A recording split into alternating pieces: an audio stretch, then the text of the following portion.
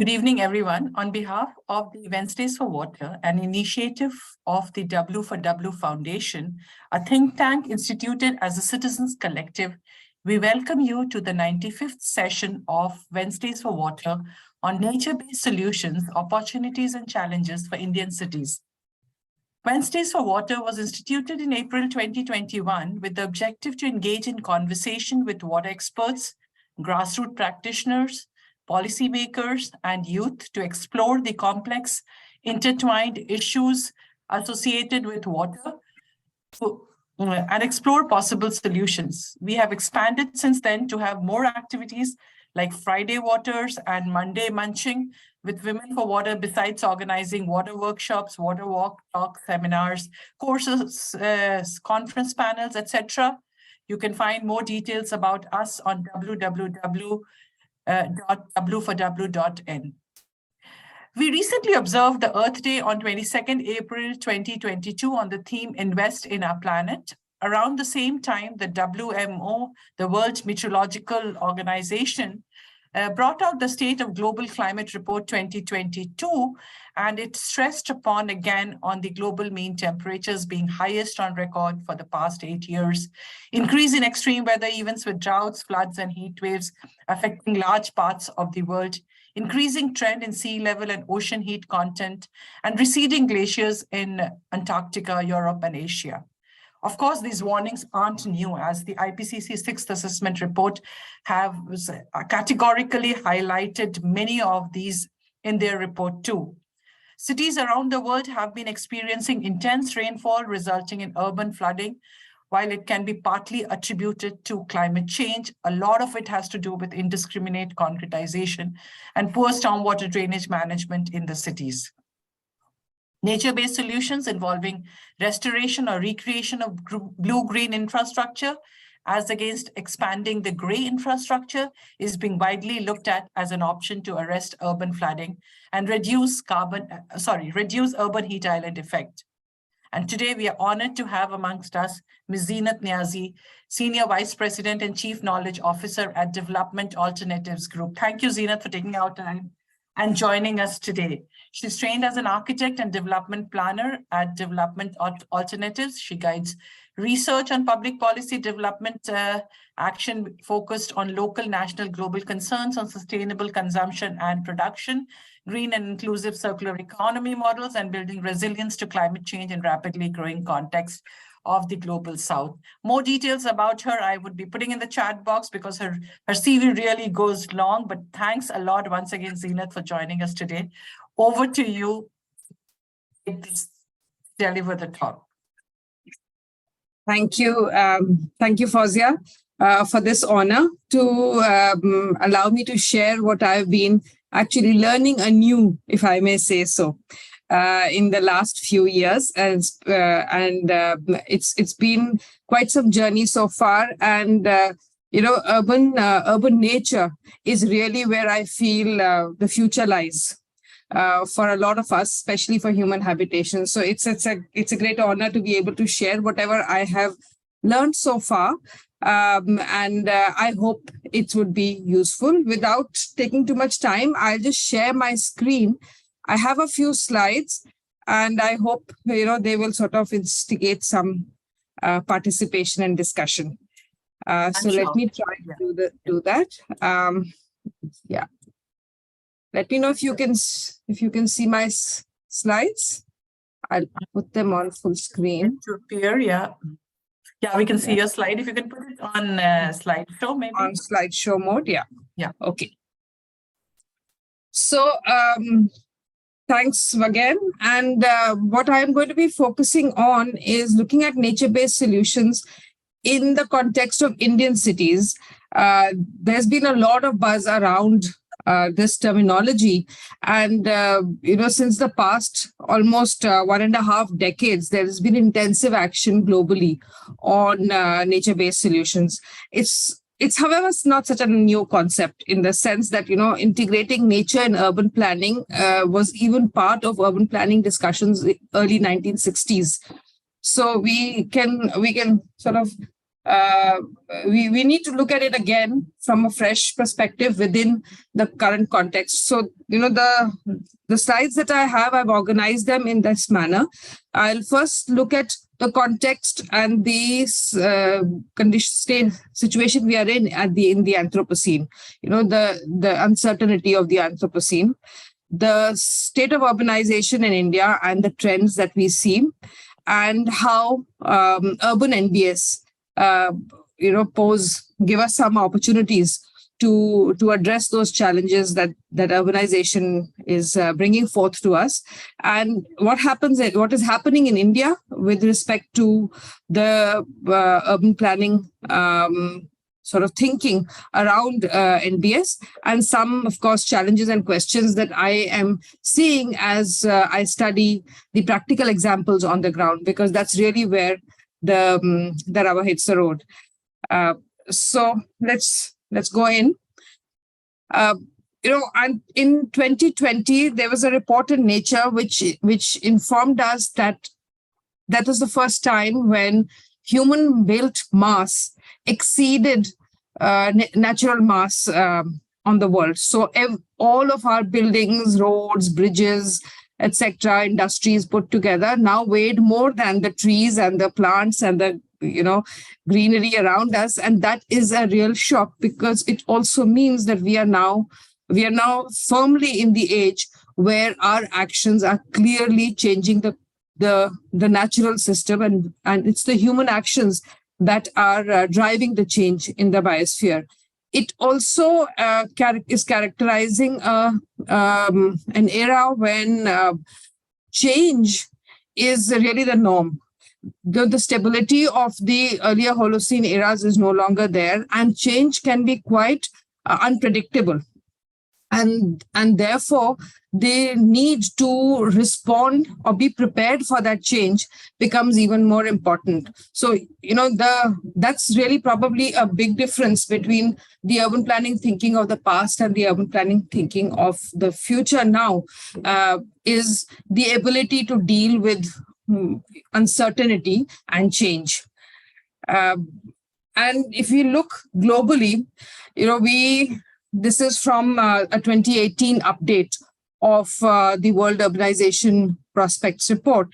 It estimated that by 2050, we would have exceeded 55% in terms of urban population. Most of this, which is going to happen in Asia and Africa, which are also the fastest urbanizing. If you see these two teal-colored and purple-colored wedges, they're sort of opening up. These are the regions that are growing the fastest. Europe, America, and Oceania are really stabilizing in their urban growth.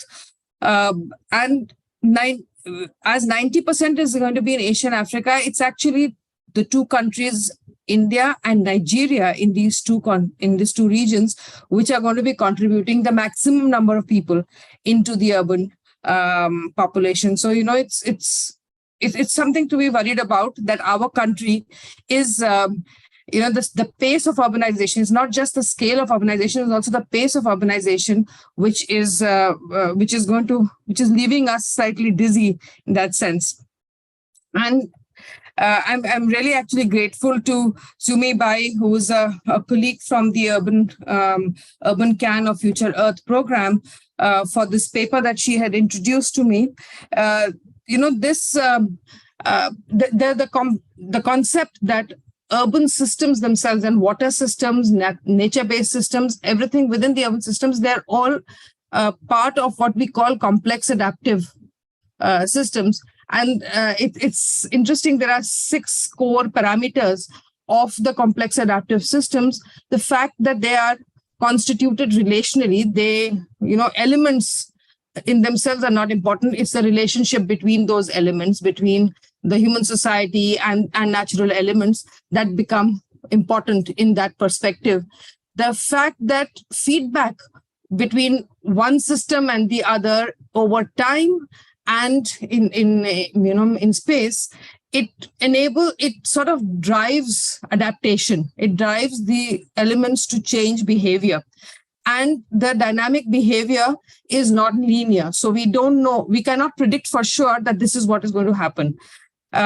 there is a connection, there's an openness between scales. So from a local scale of a city to a regional peri-urban kind of scale to a national global scale and a global scale, there are connections. And we know that now very well from the climate action, climate science, that these connections across scales are one of the reasons why we have unpredictability also in our systems. Cities, however, are also very context dependent, and so are nature-based systems within the cities, very, very context dependent, very path dependent, which means that how they are located, how they have grown, determines or guides how they will move forward also. And and the most important thing in this whole relationship is that which is the sort of marker of complexity, is that in this interaction, there are properties that emerge. So something new will emerge. So it gives a space for innovation, sometimes disruption in the system. And so, so these are characteristics of an urban system which are reflective also in the urban NBS that we need to be cognizant of. And, the other thing that we need to see is how this growth of urban areas is affecting nature. So while we are looking at nature-based solutions as how nature will affect or nature will impact or nature will address the challenges, or we will use nature to address challenges of urban growth, but we need to also see, to begin with, how urbanization has impacted nature so that we are able to address both these issues. The fact that we are occupying an area of about 1.2 billion square kilometers. This is out of a report by the Nature Conservancy, and this report was done at the beginning of 2000 as the Urban Century report. So they were predicting up to 2030, and it's pretty close, that we are going to be occupying an area of about 1.2 billion square kilometers. Almost, it's much larger than the country of Colombia. Now, between this period of 1900 to 2000, the past century, urban growth has been responsible for 190,000 square kilometers of natural habitat loss. So we are eating up natural habitat. Incidentally, this situation in that report very clearly indicates for India that we are not very necessarily only eating up, pristine natural environment, but also agricultural. In fact, in India, we are eating more agricultural land than pristine environment, because agricultural land has already eaten up a lot of the pristine natural habitat. And we are going to be in a situation globally where almost 40% of the protected areas will be within the 50-kilometer range of any urban settlement, which is almost double from what it was in 2018. So by 2030, we would have doubled our proximity to protected areas, which means that the protected areas are going to have no buffers. We will destroy stores of almost 4.35 billion metric tons of carbon dioxide. If we go as business as usual, we will enhance or almost double the urban coastal population and region by 2030 from 2000. So, in 30 years, we would have doubled very, very vulnerable areas in which people shouldn't actually be living, and where climate change impacts are going to be the highest. We are going to be doubling the percentage of people area that is going to be there. So this is quite concerning. We also see, and this is where the NBS opportunity in cities stares at us at the face, that when we look at the different scales of global, regional, city, and neighborhood, and you look at the different challenges, whether it's biodiversity, habitat loss, climate change, or pollution, those challenges sort of mediate across the scales, but the opportunities lie within the city and neighborhood scales. Most of the opportunities, if you see this bulk, most of the opportunities to do something about it lies here in this scale. And so, the city and neighborhood level actions become very important going forward. This was global. What do we see happening in India? And this is a set of maps that I really like. There are three of them, but I'm showing only two. The one in 1991 and the one, 2 decades later, which shows us how the growth is happening, because it's the nature of this growth which helps us understand where we should be focusing. You look at the green dots and you look at the pink dots, which are your tier 2, tier 3 cities. And you look at the wedge, the pink wedge at the bottom of the graph. And when you move from 1991 to 2031, you realize that it is actually populations in the small tier 4 cities and number of cities in the of tier 2 type, which are really going to grow. And here is where again the opportunity for action lies. Most of, however, literature focuses only on these large blue megapolises that we have, because complexities, of course, are huge. But in terms of action and opportunity areas, it is really these small towns and tier 2 cities that we should be looking at. Again, the World Urban Prospects report tells us that India's transformation or India's urbanization is not just an urban pull factor, but it's also a rural transformation factor. There are large numbers of villages that are now converting or becoming urbanized, and some of them have already been classified, categorized, and that movement is still happening. You can see the dip, the green being rural and the red being urban population on the shift that is going to happen by 2050. And if you see the graph below, you see that we are moving from 52 class 2 cities to 62 within from 2018 to 2030, and even though the large metropolises are from 5 to 7, so it's even the population is increasing here, the numbers are not really growing up, and so the number of governance points are much higher in the smaller towns and cities.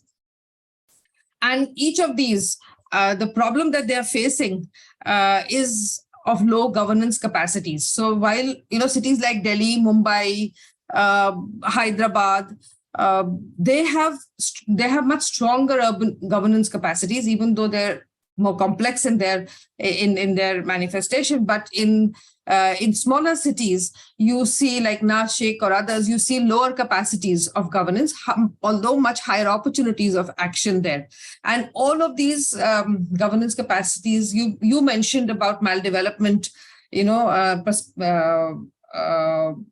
tendencies, which are and practices, they're all aggravated due to climate change impacts.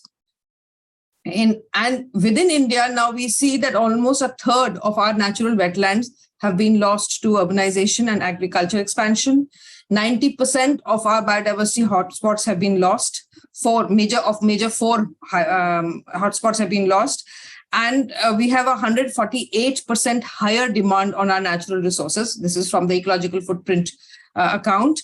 And 14 of our 20 water basins are water stressed. So we are in a difficult situation. If you look at the city situation, we are, the most concerning part, and I think Wednesdays.for.Water is doing a huge, contribution to make people aware, is that the one thing that we always thought in nature would be circular was water cycles. And we see the fact that even water circularity may become linear as far as the access to it by humans is concerned. Of course, water would always stay and it circulates. We still have the water molecules from dinosaur times today, but the access to it is becoming more and more linear. From natural systems to overstressing, to over consumption, to mismanagement. We have, in 2020, we were supposed to have 21 cities with 0 water days, which was quite close. Niti Aayog had predicted this in 2018, and we were quite close. 44 cities had reported a heat island effect of higher than 2 degrees temperature by 2020. We have had urban flooding increase. We have 70% of our sewage that is untreated, and 20% of the reported urban population does not have safe drinking water. So we are, this is what our natural situation, within the natural ecosystem situation cities is, and therefore the need to build solutions that are now working with nature rather than against nature. All of our sort of planning so far has been to protect ourselves from nature, to protect ourselves from the onslaught of floods, from the onslaught of other sort of ecological disasters. But how do we live with nature so that we can harness the most of nature? And that's where nature-based solutions really come in. And these solutions necessarily, therefore, have to respond to the way nature works, which is flexibility, being adaptive, being regenerative, contextual, that means locally grounded, and globally responsive. So, looking at it from a climate responsive perspective. This requires that we all in the governance space and build in capacities for what is called deliberate transformation. We deliberately intervene within the system towards a positive direction. This particular slide, it's a solution that really inspired me many, many years back. And this is the Catskills watershed.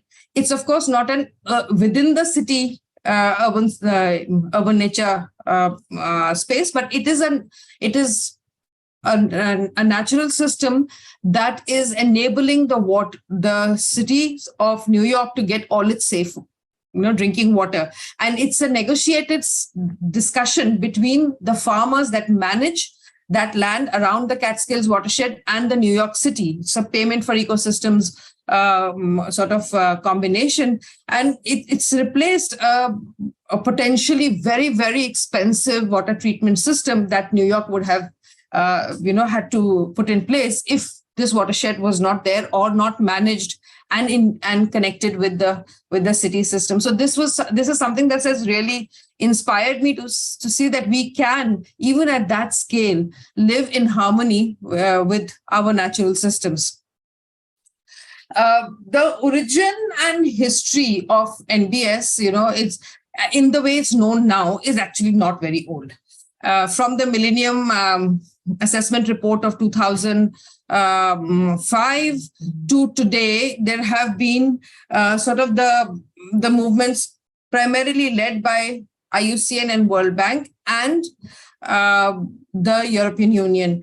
And in fact, the European Union integrated the concept within its planning processes and the Horizon 2020 program. And more than 100 cities and towns within Europe did experiments on NBS, and they have been analyzed and studied in great detail. So there is a huge wealth of information and knowledge that is coming from the European context.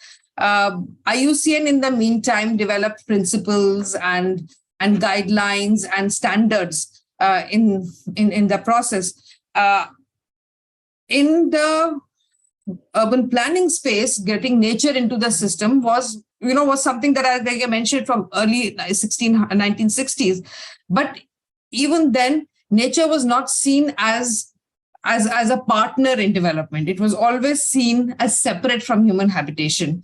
And so that the concept that we are inextricably linked is something that is only about 2-3 decades old.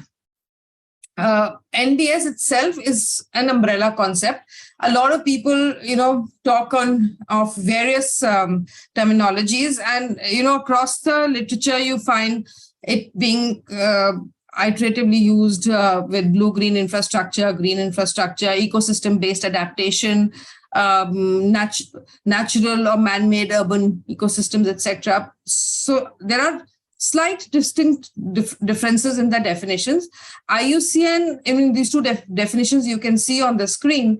IUCN talks of nature-based solutions as actions to protect, sustainably manage, and restore natural or modified ecosystems that address societal challenges effectively and adaptively, simultaneously providing human well-being and biodiversity benefits. Now, from IUCN's perspective, NBS must address societal challenges. So while they are natural systems, but they have to be looked at as addressing societal challenges. And European Union talks a little bit more broadly and says solutions that are inspired and supported by nature, cost effective, providing both environmental, social, economic benefits, and building resilience. So it's a slightly broader definition, because a lot of those solutions which are not necessarily very integrated with nature but are inspired by nature would also sort of come in. For example, wind energy systems would also be reflected in, as inspired by nature. But there is a definitional sort of slight conflict. However, what we do see that the European Commission also talks about network of natural and semi-natural areas. So they're actually emphasizing on the term network, where they say, if you're networked, then the connectivity of natural areas, that's what they believe and they feel, and they're bringing to us that it's important to see that connectivity of the natural systems, because urban NBS are characteristically very often isolated and disconnected. So this is something that we see a sort of a dissonance between the two. But the basic idea is that it's a coupled human and natural system that we are talking about, and addresses many. So the multifunctionality of urban NBS is critical. So it's not just one thing that it addresses. It addresses many things. It'll address water stress. It'll address heat island effect. It might address pollution together, and it will address therefore adaptive capacities of the city. It will restore natural capital. It will support sustainable consumption production, because it will look at saving virgin resources, bringing back nutrients into the soil, etc. It will create a sense of space. So there's a lot of cultural aspects here. So sense of space, social cohesion amongst people, bridging different kind of stakeholders, different kind of sort of demands and ideas. It creates innovation potential. So it enables, as people engage and institutions engage with NBS, they learn new things, and that enables an innovation potential to emerge. We have seen this in solutions in Bangladesh, incidentally, that over a course of 10, 15 years, there have been a movement towards enhancement and different kinds of solutions that are coming in the same place. And it also is shifting gradually the way governance and institutional structures are being designed, because they have to respond to this very flexible, adaptive sort of infrastructure that NBS is offering. This particular sort of chart, which I'm sorry, probably can't read very much, but it's all right, because what it's listing out really is from 44 of the 100 plus projects across Europe. It sort of lists out all the kinds of different services that NBS offers, and it classifies them into restoration kind of services, which is at the bottom, the red ones, then enhancing the sustainable urbanization perspective. So how do you improve water circularity? How do you improve water, wastewater management, etc.? So there are all those services that NBS are providing. Then it's looking at climate mitigation. So it's looking at reducing the carbon footprints and increasing, of course, sequestration potential. And finally, we all know it does the climate adaptation perspective of infrastructure and human settlements. So they've basically classified them into these 4 core areas of the services that NBS is performing. And like I mentioned earlier, they are complex, adaptive, ecological, and social, ecological, technological systems. And this is an interesting, important part, because they are not just SES, where the E in typically the Ostrom frame would, the S, would be all the human related aspects. They're specifically addressing the technology aspect of it as distinct from the human social aspect. So it is, we address them as SETS, and they are characteristically constraint in space because their jurisdiction is an urban jurisdiction. They are discontinuous often within the city. So you will find as the city is growing that you have broken through natural channels. We have sort of broken the urban forest lines, etc. And we are developing these distinctly discontinuously within the city, and therefore they're isolated. I mentioned they're path dependent, so there are cultural sort of baggage that they're carrying. There will be a technology lock-in, so or a urban planning, land use planning lock-in, because you can't do too much already. You're in a brownfield situation, and if you want to do a work around a drainage channel, or you want to work around a pond system, there are already developments around it, or maybe systems that have been put in place, and therefore there are lock-ins, and so that path dependency influences how an NBS would be developed.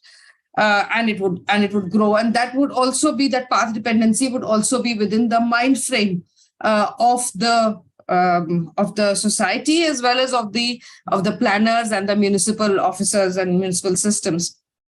Again, it's affected by cross-scale impacts. So even though they may be isolated often and within the city, they are affected by what's happening across the city, in the region, and in the global. So they're vulnerable to climate change impacts because they are nature-based. So something which has, a sudden very high flood, and we heard it last Wednesday's talk when we were discussing the ponds in Gurugram and other places, how a high flood situation, a flash flood situation, could impact even the very well designed NBS, because there are certain capacities beyond which it becomes difficult for them to move. Then they have been classified. So there are different types. Then their classification has been done by, it could be by scale, whether it's individual building scale, or whether it's a neighborhood scale, or a city scale, or a region scale. It's also by degree of intervention, which is primarily the largest sort of bulk of literature which defines the classification of NBS. So how much of engineering that is part of it, and how much of it is the degree of nature integration. So if you see this diagram in the middle, the graph in the middle, the type 1, type 2, type 3, a lot of the urban NBS that we are studying now, or we are seeing coming up in the various cities in India, are really the interface between type 2, type 3 and type 3, which is where you're looking at either individual building level, neighborhood level, or you're looking at connected with city level natural systems, but integrated with grey infrastructure. So then a lot of it, NBS that we see now, is a supplementary NBS, infrastructure to grey infrastructure. So there are combinations. Then, of course, it's by purpose. So whether it's for restoration, whether it's whether it's management of a wastewater, or whether it is a specific issue of heat island or drainage that may be addressed. So that is the other way that they're classified. And then they're classified by ecosystem type, whether these are coastal or they are semi-arid, whether they are mountain regions, etc. So the first diagram is really how the IUCN defined or classified. The second one, as I mentioned, is the most popular classification, and then the agriculture soil-based people, they identified on basis of what form it takes, whether it's building, water, ground, and what are the strategies that are being used in it. This was then put together by the authors Rojima, Rob, and Till into a combined frame, and that combined frame looks at one, its classification on the basis of how much of engineering has gone into it, and also on whether it's land or water or built infrastructure, and whether it's building scale or urban scale. So you can see that a whole combination classification is there. And when you are studying NBS, you could probably place them where they are located. And also, based on the huge number of European cases, actually, they've been then classified into macro, meso, and micro scales. And I think at this moment, there is this Urban Nature Atlas, which is probably the largest repertoire of NBS that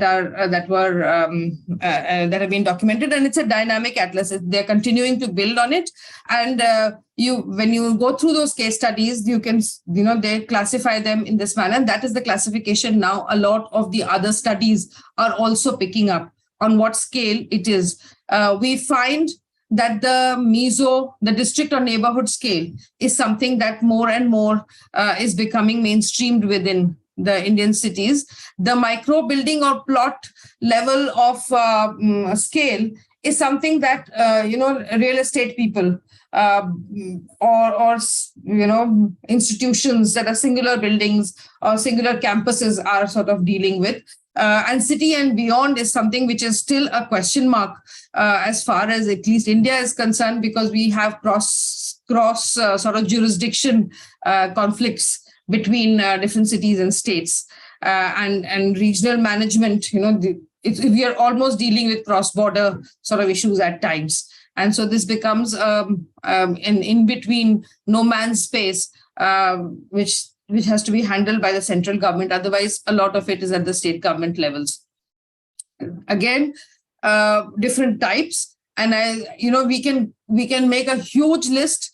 I just wanted to reflect this, that, right from open green spaces to urban forests, from natural inland wetlands and constructed wetlands to river floodplains, green corridors, the range is huge, and all of them provide, 1, 2, or 3 or more sort of climate and resilience services through their ecosystems and urban challenges they solve, whether it's water or it's heat or it's wastewater management, etc.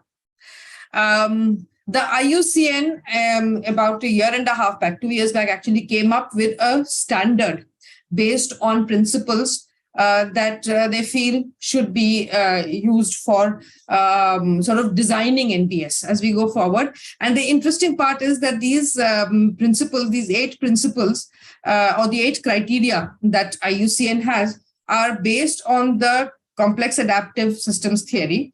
So they respond to the fact that, NBS have to be contextually grounded. They have to be connected across scales. They have to respond to participation, stakeholder involvement, etc.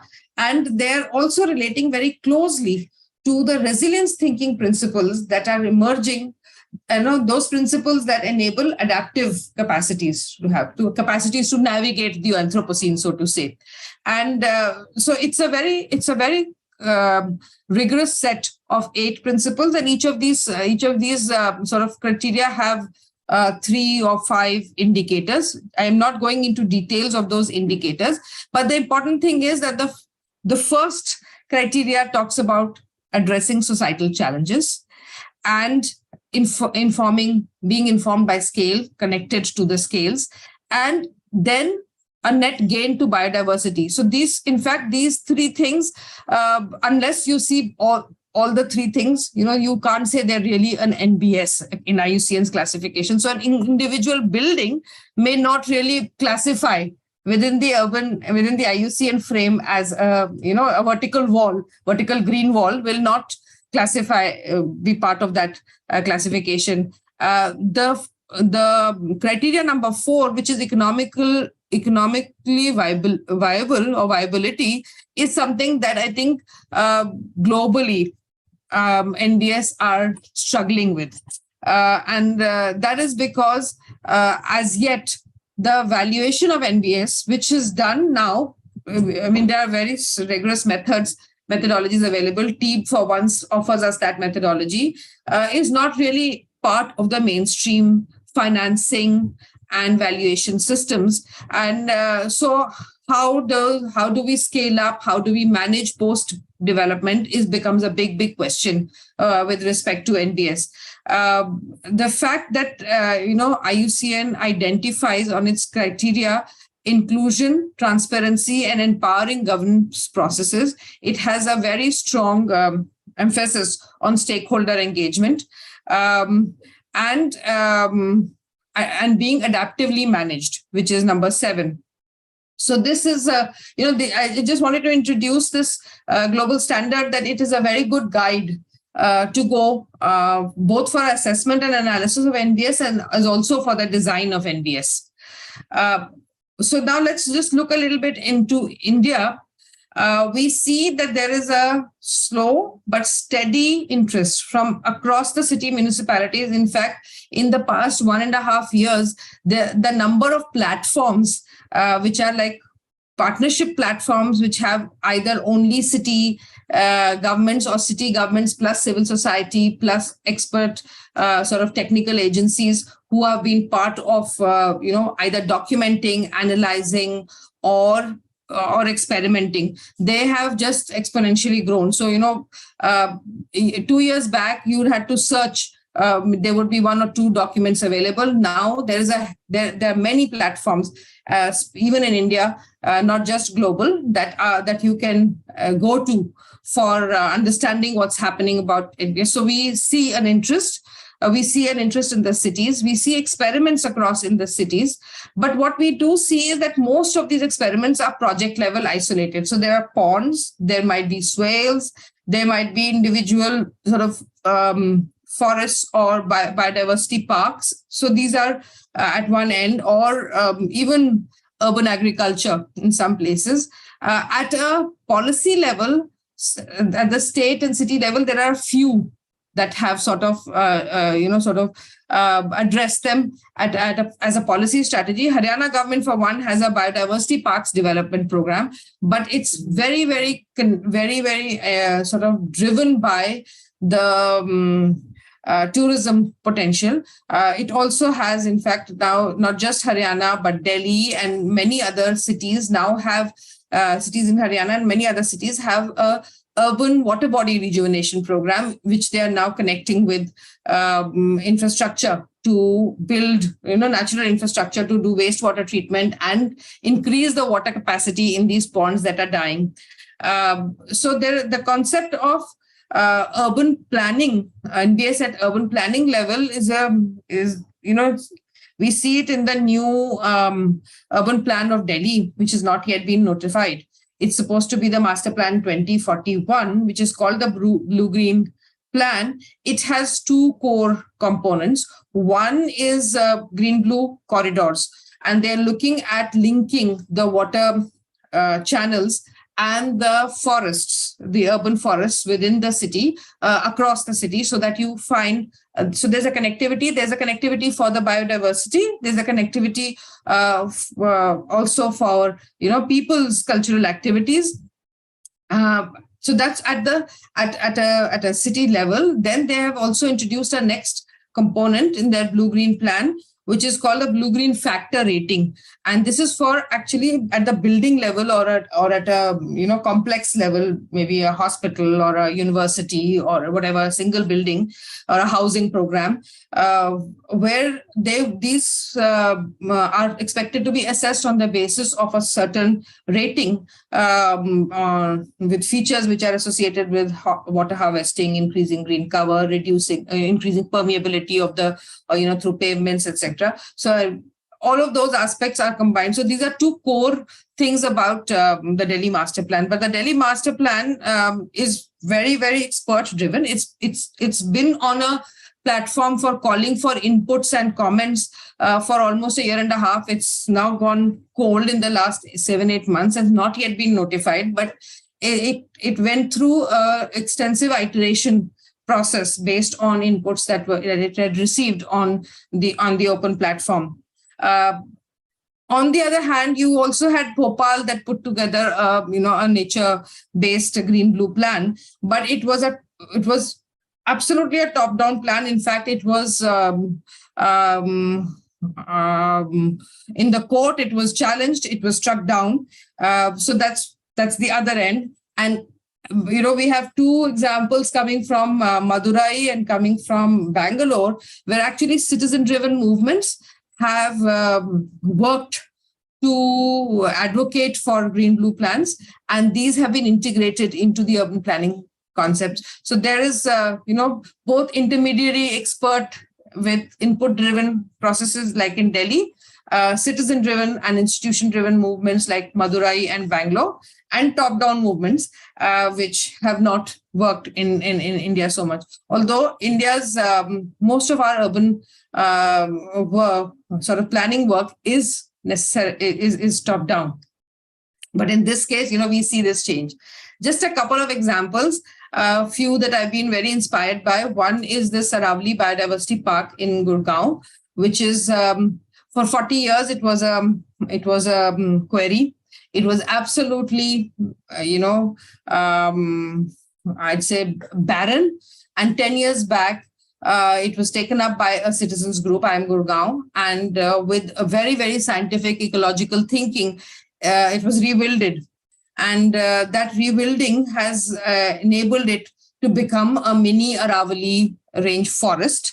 It's a young forest at the moment, but it's very ecologically designed, very sensitively brought in, and we now have, and very carefully being monitored and documented.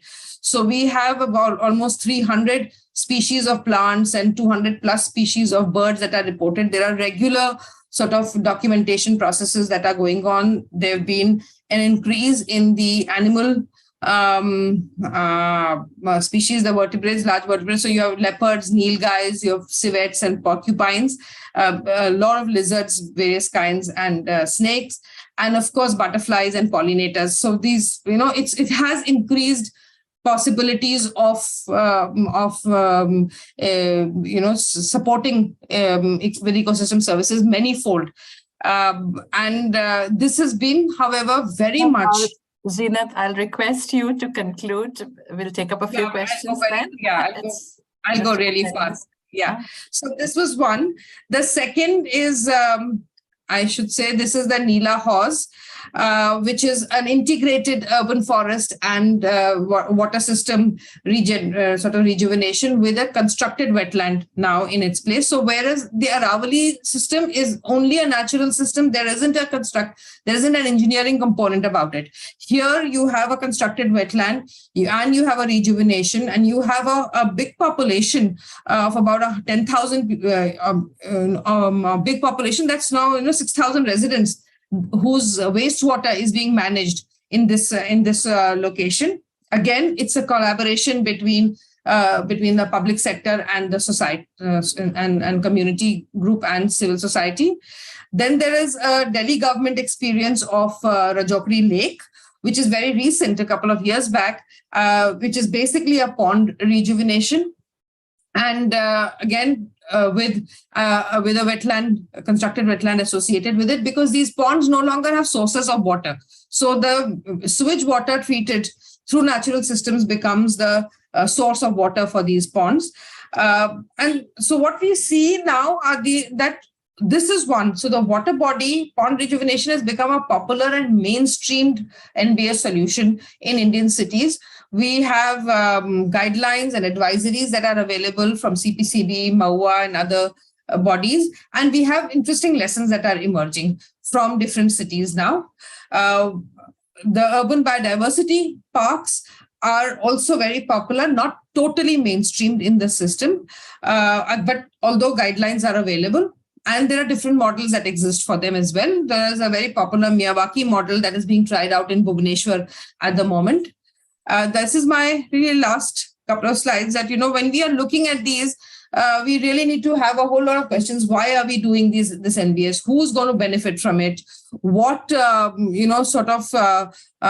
systems should it be resilient to, et cetera, et cetera. So these who, what, how, when, where, why questions are something that we need answering. And then we see as we ask those questions that these are typically the challenges that we see emerging from the practice. This is really my last slide, which is that one, there is a question about connectivity. We know that in local NBS, and these are local solutions, they are contributing to change to the heat island effects. I mean, improving the heat island situation, improving the water stress situation, but they are vulnerable to the global climate change in context. So that is something that has to be addressed, and not many NBS designs think of that future possible, and extreme impact situations. We see there are local silos and there are regional jurisdiction conflicts. So even within a city, you have multiple departments that are addressing issues, and they have to coordinate, which is not an easy thing.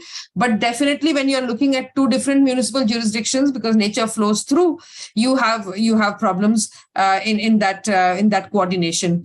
Then there is no active and formal monitoring, tracking, learning, planning system within the municipal systems. So while a civil society group might be doing it, or an individual bottom up in project might be doing it, but at the institutional system, capturing data, tracking, monitoring, projecting, those systems don't really exist at one place. They're in different silos.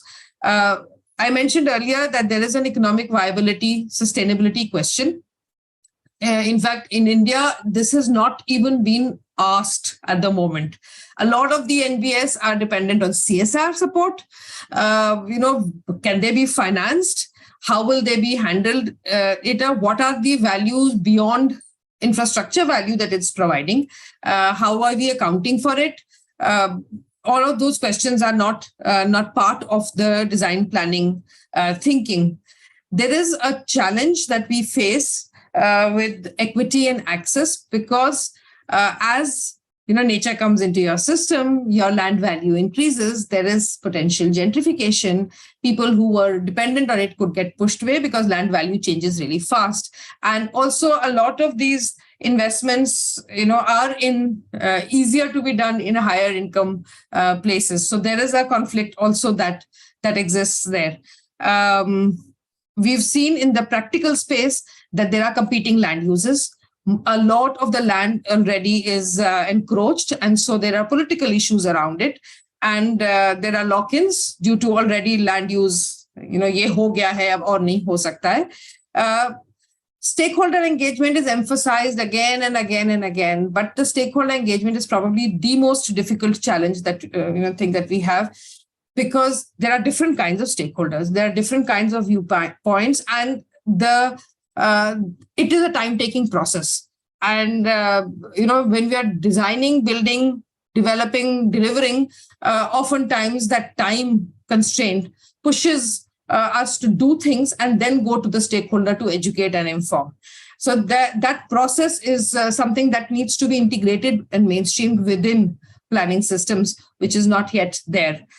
So I think I'm going to end on this to say these are questions we still need to address.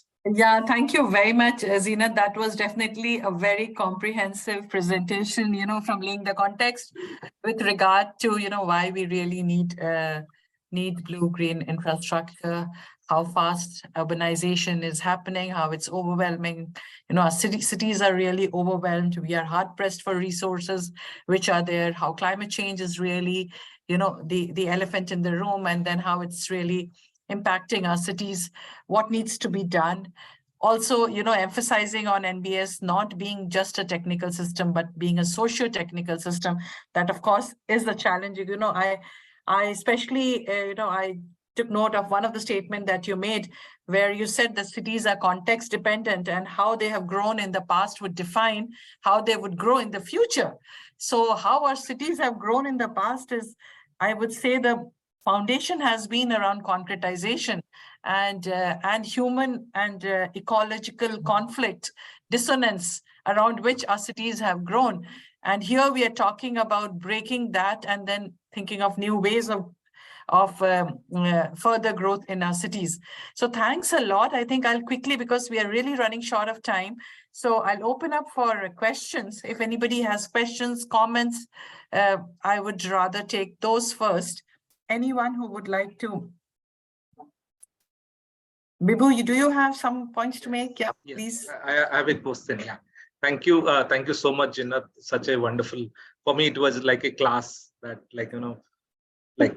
it was such a wonderful, you covered almost the definitions, concepts. Yeah, it is actually quite a lot of information. Thank you so much.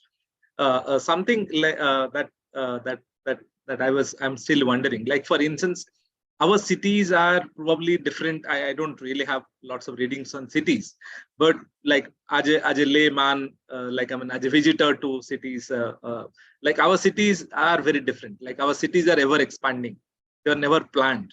So with every few years, I mean, I live in Hyderabad, and it's not. I don't want to say every year. Every months. The landscape changes, right? So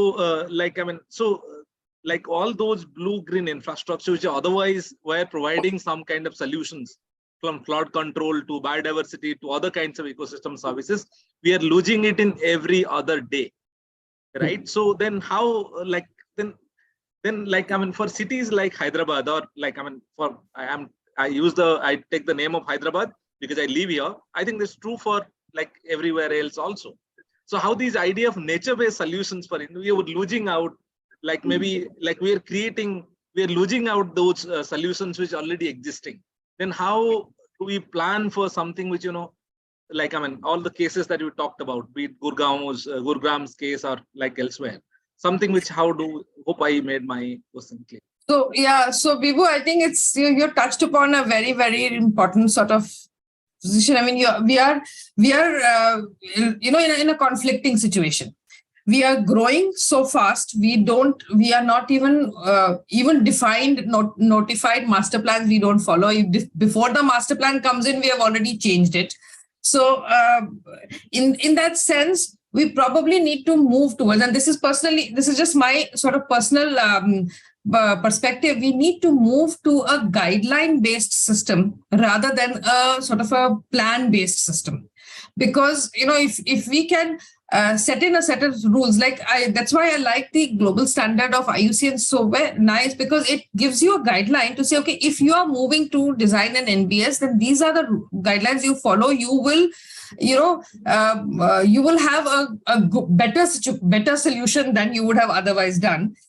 So that's number one. Number two is to design for low impact and be flexible. And I think we will have to, at the city level, definitely go down even lower in scale to the neighborhood level and connected. And the guidelines should enable us to find those connections, because that is the only place where you can be flexible and change things.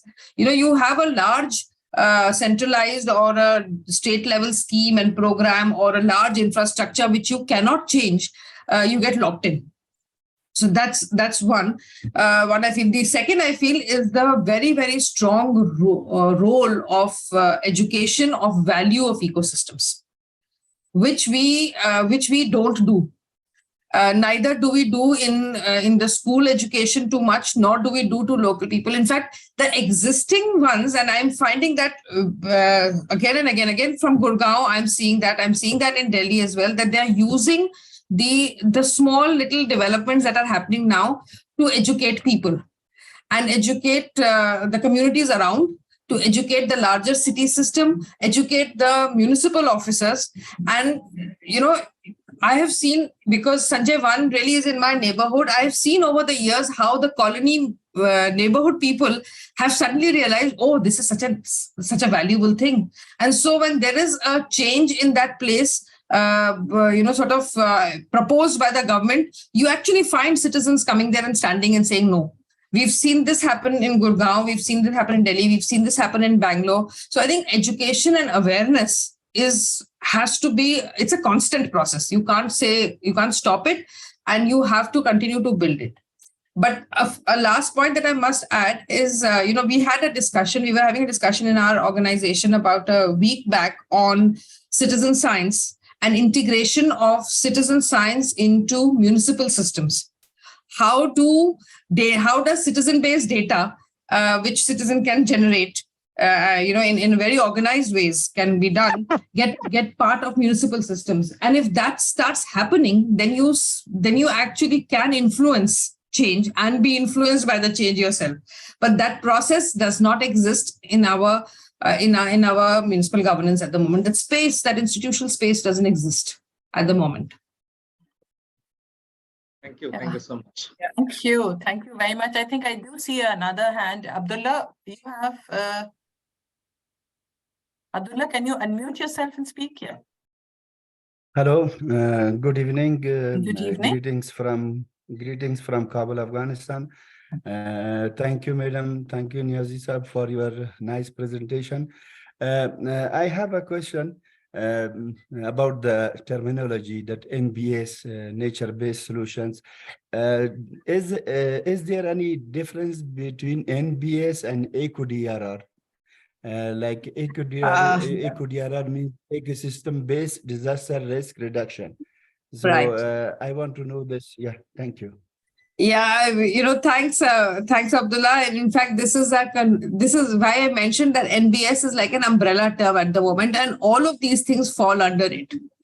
So because an NBS is a more recent sort of conceptualization. So whether it's eco-DRR or whether it's ecosystem-based adaptation, which is where the climate community has started looking at it, or it is green-blue infrastructure, they all fall under this. What I have understood so far is that these different terminologies, they all may be NBS, but they all may not perform, the same functions. So, your eco-DRR is focused on the disaster risk reduction aspect of it. It may not be looking at some of the other issues that another type of NBS might be offering. But if it is ecosystem-based disaster risk reduction, it is definitely nature-based.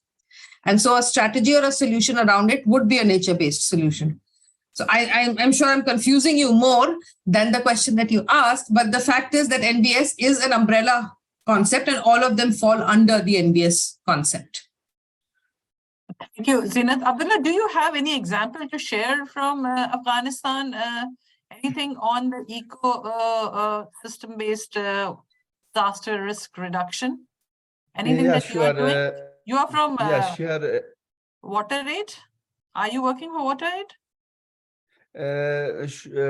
I worked with Save the Children International during 2019 up to 2021. So now I'm not there.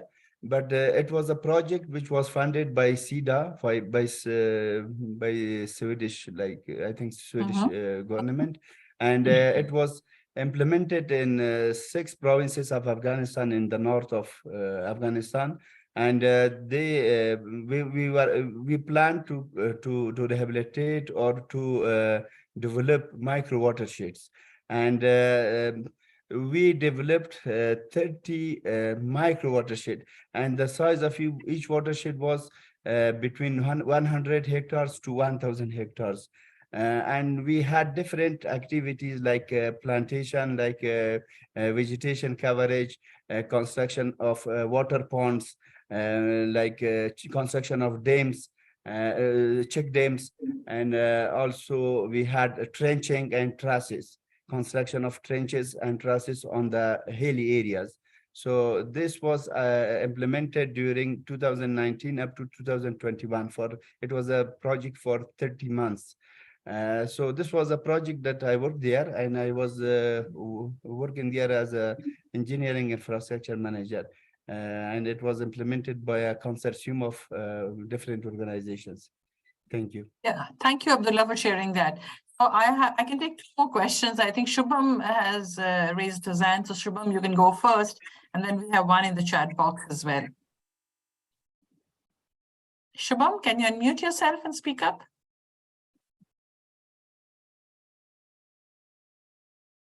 Shubham, if you can hear me. I think we'll take the, Shubham. No, he's not. We have a question in the chat box which says that, ma'am, I'm Shalini, a research scholar from Osmania University. I have a question. How can we integrate different resources such as water, food, energy systems into one system that in turn conserves and sustains city life? Do we have any such model that focuses on integrating all these resources?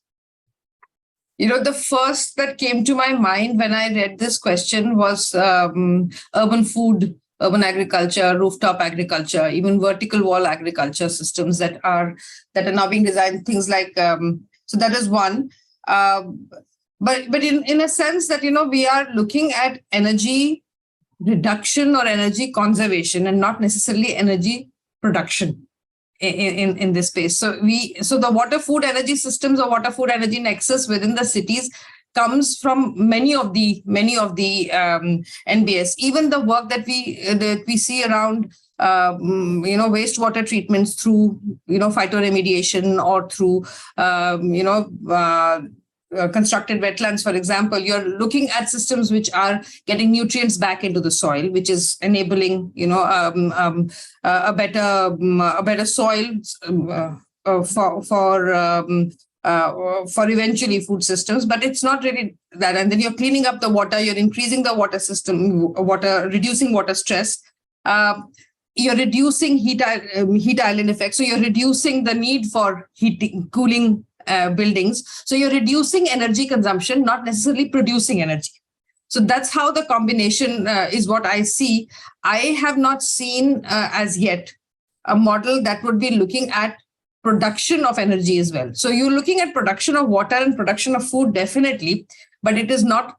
But when I'm not seeing production of energy unless you're looking at extraction of timber from urban forests, so that's where but it's an interesting question. I think requires a little bit more search, which I would do. Yeah, thank you so much, Zeenat. Yeah, but we do have something like wastewater to energy or waste to energy nexus that we talk about, but wastewater for agriculture also, how we can use urban wastewater for agriculture as well.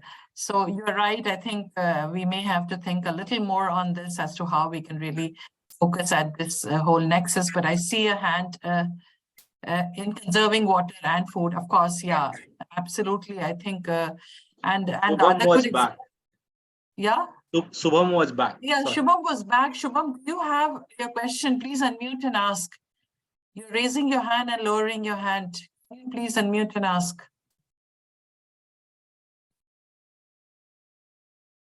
Mm-hmm. I think it's by technical issue. Yeah. Maybe it's a great. So I think we can just go on and on, but we have overshot the time a little bit. So many thanks, Zeenat. I think once again, this was a very comprehensive presentation on nature-based solution, perhaps, one of the best I have ever heard, where you could actually lay the context so beautifully, the challenges that you brought out so well, and what it entails and what it does not entail, and what are the different types of NBS, at what scale it can be done, how are the different scales at which it can be sort of, and how the challenges would be different for tier 2 and tier 3 cities, where we would be seeing the maximum number of people migrating, and of course the climate change, how that is going to affect this entire dynamics. So thank you very much for taking out time and delivering this keynote address today. And we couldn't do it on the Earth Day, so we thought we would just push it a little bit on the Wednesday and do it. But many thanks for that, and many thank you to all the participants as well who have joined us today and who have been regularly joining us for Wednesdays for Water sessions. So we look forward to your future participation. Do follow us on Facebook, LinkedIn, Instagram, and if I'm missing Twitter, do follow us there, and do visit our website, w4w.in, and we look forward to meeting you again for our Friday, Monday, and Wednesday sessions. Thank you very much, everyone, and have a nice evening. Thank you. Thank you.